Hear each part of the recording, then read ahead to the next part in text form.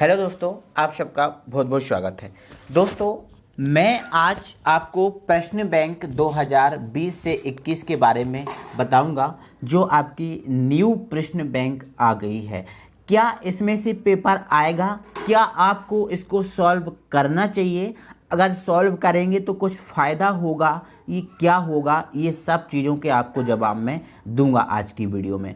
तो दोस्तों, मैं आपको बता दे रहा हूँ, ये आपकी जो पोर्टल है, जो आपके जो प्रश्न बैंक है, ये आपकी बोर्ड द्वारा ही दी जाती है। जो प्रश्न बैंक है बोर्ड द्वारा दी गई है। यदि जो चीज़ बोर्ड द्वारा दी जाती है वो आती है तो इसमें से क्वेश्चन पेपर आएगा, लेकिन ये कंफर्म नहीं है कि इसमें से पेपर 100% ही आएगा। ये बिल्कुल नहीं है, क्योंकि दोस्तों बोर्ड प्रश्न बैंक तो देता है, लेकिन ये नहीं बोलता कि इसमें से 100% पेपर आएगा। तो बिल्कुल मैं बिल्कुल दोस्तों आप लोग के साथ हूँ, और मैं बिल्कुल आपसे ये बोल रहा हूँ कि इसमें से 100% जो पेपर है वो नहीं आएगा। बाकी ये है कि आपके लिए ये हेल्पफुल ज़रूर रहेगी, और अधिकतर उन लोग के लिए जो बहुत कम पढ़ते हैं, अभी तक जिनने नहीं पढ़ाई की है और उनको पास होना है ना, तो कैसे भी करके, है ना, तो आप इस चीज़ का यूज़ कर सकते हैं। बाकी आप जिसको 100% लेकर आना है वो इस चीज़ का यूज़ तो करेंगे। मैं ये नहीं बोल रहा हूँ कि जिसको 100% मार्क्स लेके आने हैं वो प्रश्न बैंक ना पढ़े, नहीं, प्रश्न बैंक आपको पढ़ना है। प्रश्न बैंक का जितना है पूरा आपको सॉल्व करना है, लेकिन उसके अलावा भी आपको पढ़ना है, क्योंकि 100% प्रश्न बैंक में से नहीं आएगा। ये मैं बोल रहा हूँ, 100% प्रश्न बैंक में से नहीं आएगा। आपको इसके अलावा भी कुछ चीज़ें जो हैं वो आपको पढ़ने की ज़रूरत है। बस ये तो आपके लिए हेल्प करेगी कि अगर कोई क्वेश्चन बाहर जा रहा है आपके, जो आपने नहीं पढ़ा, तो इसमें से देखकर उसको आप कंप्लीट कर लीजिए। तो आप क्या कीजिए, जो 100% वाले हैं उनके लिए पहले मैं बोल रहा हूँ, फिर मैं जो पास हो रहे हैं या इनको थोड़ा बहुत परसेंट बनाना है उन पे बात करूँगा, है ना।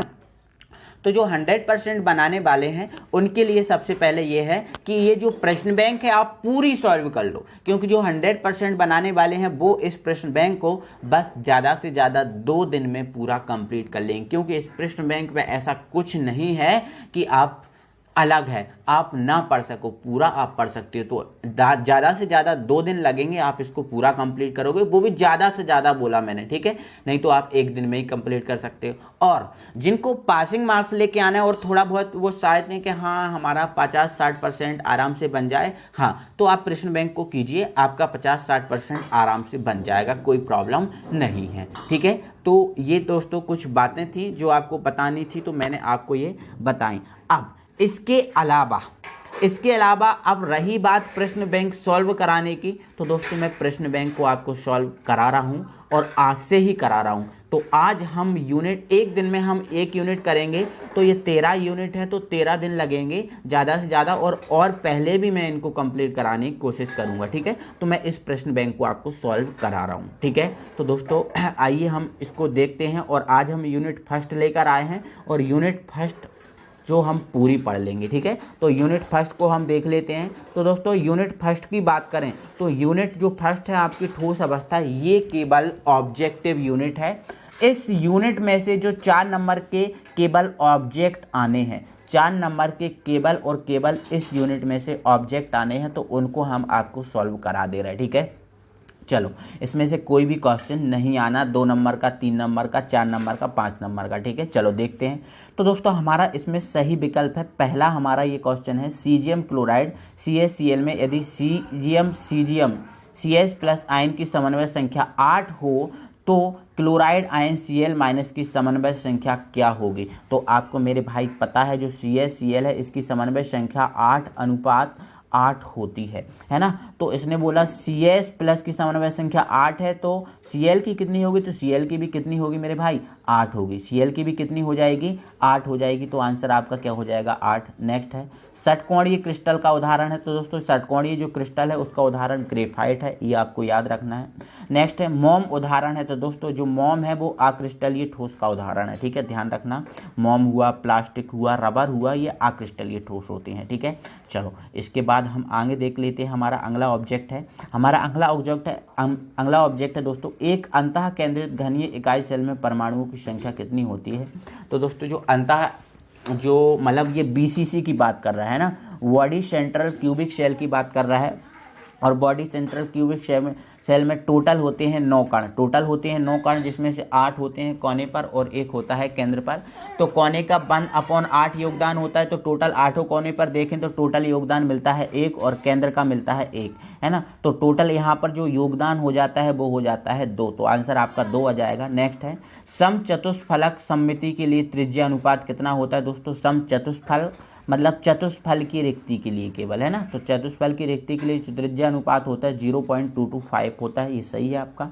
नेक्स्ट है एक ऋणायन के स्थान पर यदि क्रिस्टल जालक में एक इलेक्ट्रॉन विद्यमान हो, मतलब यदि आपको देखो मैंने बताया था यदि ऋणायन की जो रिक्ति है वो इलेक्ट्रॉन द्वारा पूरी होती है तो उसे एकेंद्र बोलते हैं। तो यही उसने बोला है कि ऋणायन के स्थान पर यदि इलेक्ट्रॉन विद्यमान होता है तो उसे हम क्या बोलते हैं, एपकेंद्र बोलते हैं। ये हमारा सही आंसर है, एपकेंद्र, ठीक है। तो ये हमारे कुछ ऑब्जेक्ट थे, है ना।